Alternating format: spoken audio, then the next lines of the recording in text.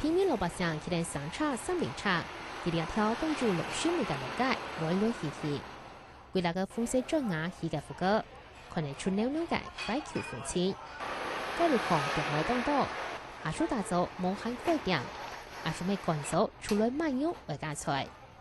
也會係中意嘅預則樹色，肯亞係一條歷史動搖嘅街路。目前我們漳州呢，保存最完整的一條明清古街呢，就在於我們現在的這個地方。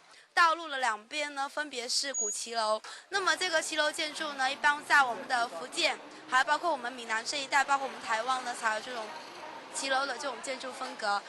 漳州面前歷史街區，搬進保存的騎樓式店面，中式下邊式建築，讓閩南福建人家也生態類嘅老建築。尤其係兩座面台石牌坊，單個嘅石雕建築典雅，線條流暢。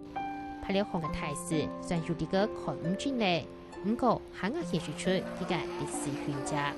這兩塊牌坊被稱為雙門頂，三世載二，兩京陽曆。三世載二講的就是一家呢有三代人，那麼這三代人其中呢有兩代是當大官的。那麼兩京陽曆呢，主要是紀念我們的漳浦人林世章。林世章當時呢是任我們南京禮部尚書。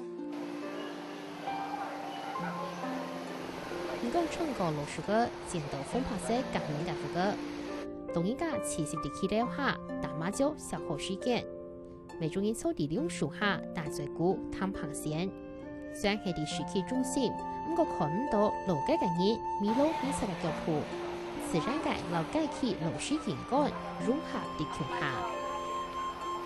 海星新聞林秀玲福建漳州採訪報道。